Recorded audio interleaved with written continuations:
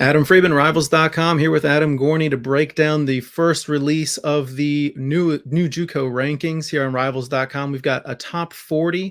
The first guy at the top of the list, Adam, is Deion Smith, former Rivals 250 player, committed to Mississippi State, flipped to LSU, now in junior college, and he is just tearing it up. We love the skill set that this guy has.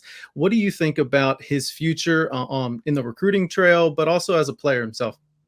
Yeah, there were a lot of guys that could have been number one in this class, but Deion Smith really has separated himself in a big way. He was ranked in the top 70 in the 2021 class, had been signed with LSU, but then went to JUCO and is just really tearing it up at Holmes Community College. He's in 7 games this season. He has 40 catches, 914 yards, 9 touchdowns, averaging more than nearly 23 yards per catch. He's just having a phenomenal season and really deserved that number one ranking in the JUCO space. It looks like Ole Miss is the team to beat here. He had just visited them. Lane Kiffin has made him a big priority. The Rebels are throwing the ball a lot more this year. I think that makes a lot of sense. And him being a Mississippi kid in the first place is also something to watch here. So I'd say Ole Miss is the team to watch, but a lot of other teams might get involved later as Smith goes through his JUCO season. Yeah, I really loved his film when we were breaking it down. He does a great job catching with the ball away from his body. He has a really big catch radius, and he's shown excellent route running abilities, which kind of makes up for his lack of top end speed. He has really good speed. He can stretch the field because of his size, 6'3". He's got those long arms, but his route running ability has really caught up to the rest of his athletic ability, I think. But there are a lot of other familiar names on this list other than Deion Smith, who was a former LSU signee, like we mentioned. Antonio Alfano is one that everybody remembers, a former number 1 overall pick or a number 1 overall prospect a while back, 5-star player. When you look at Alfano here, what are some of your biggest memories of him as a 5-star defensive lineman? Yeah, really, the biggest memory I have about Antonio Alfano is actually off the field during All-American Bowl week in San Antonio. He and I got to talking with some other guys just in the hallway right before one of their big dinners, and he was really just a cool kid. Just had a lot of thoughts and a lot to say. A Northeast guy, so he had a little bit of a personality, and he's definitely run into some off-field issues. I think that those things needed to be addressed, but he's back at it now at Lackawanna College in Northeast Pennsylvania, and so he's been picking up a lot of big offers. And as a player, just a bull, just a guy that can get after people, rush, very physical, and those guys don't come along very often. So we put him at number 3 in our rankings here. Someone that could even probably move higher if he gets it back on the field, which he has done in the JUCO ranks. And he's starting to load up on those offers as well. Yeah, that offer sheet is just blowing up. I still love what he can do on the field. He is pushing around offensive linemen and still shows that quickness, that aggressiveness on the field that we loved as a high school prospect. Signed with Alabama, didn't work out there. Transferred a couple of times. Now he's down at the JUCO ranks, just tearing it up again. Another guy that we're excited to see more from at the JUCO ranks, Damon Demas, another former 5-star Texas A&M signee, if I remember right. And, I remember there's some viral videos of him, just a freak athlete of, just catching the ball, doing backflips, jumping over guys, that kind of thing.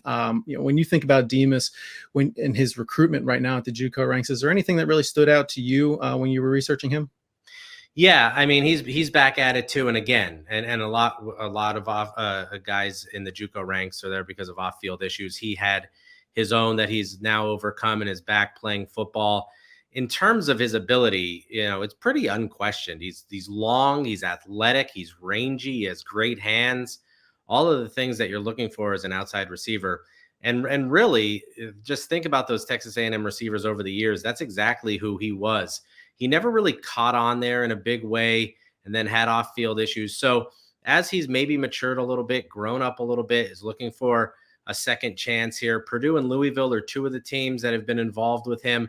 But I would not be surprised if more Southeast teams get involved as they're looking for receivers to close out this class. If they want to take a shot on Demas, it's something that could really turn out really well, because in terms of just being a straight football player, he has a lot of ability that can translate well to the college game. Yeah, kind of an instant impact guy if he can keep it together off the field there. Similar to a guy like Chris Marshall, former Texas A&M, and M, and then he transferred again.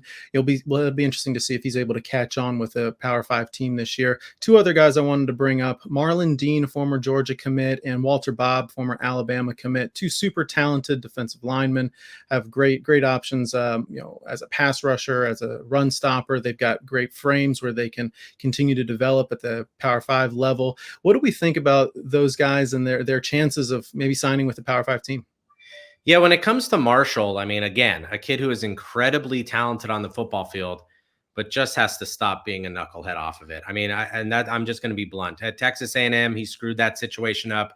He was at Ole Miss, and he was only there for a short time, and then he got booted off the team there. So if he can get it together off the field, he is a tremendous talent on the field. That's why we don't have him ranked as high. We have him 21 in the country. He hasn't really played a ton this year and gotten a lot of opportunities. But if we give him, over time, he could really kind of, propel himself back into, he was being in the 5-star discussion. He was that good for us. Yeah. Marlon Dean is very interesting. He is a kid on a loaded defensive line in the JUCO ranks. But he has been very good and very productive. 6.5 sacks up until last week, 9 tackles for loss, a great looking kid, very productive. And then Walter Bobb, which is a little curious because he's been putting up decent numbers as well, close to 30 tackles and productive on the defensive line there. But I haven't seen much of his recruitment take off yet. We'll see how that happens. If they end up Power 5, if they end up lower than that, it doesn't really matter for the NFL. It's all about production and fit. So I think those two guys are definitely ones to watch that we remember from the high school ranks. And now that they're in the JUCO ranks, they're still producing. It's just that they're looking for their next opportunity. Well, you want to talk about somebody who looks really good on film, just physically. Walter Bobb really shines there.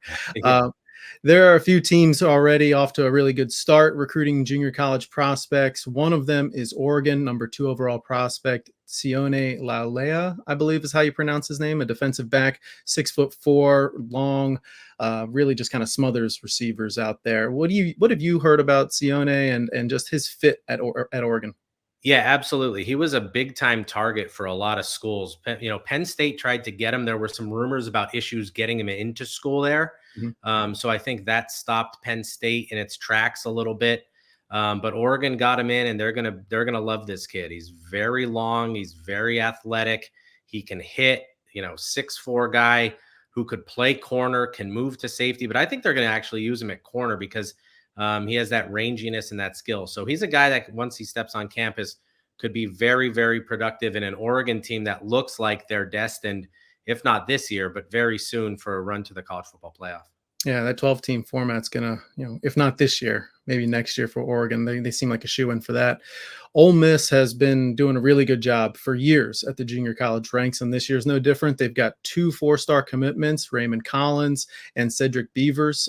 Collins is a guy I really like, a linebacker, 6'1", 235 pounds, strong, explosive, really flies to the ball, does a great job filling running lanes, and I think he could be a player who sees the field pretty quickly once he gets to campus.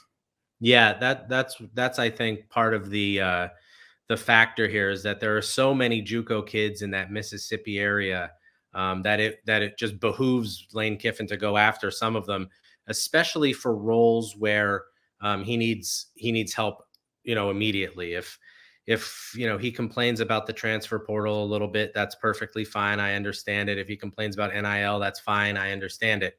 But he's definitely building his recruiting classes around high school guys, but also dipping in where he needs help at linebacker and then at defensive back. 2 very impactful guys, especially Collins, who's just a big thumper. So I think those 2 will be very nice fits and guys that could get on the field early. So if you go transfer portal, you can bring guys in early and have them play and they're ready.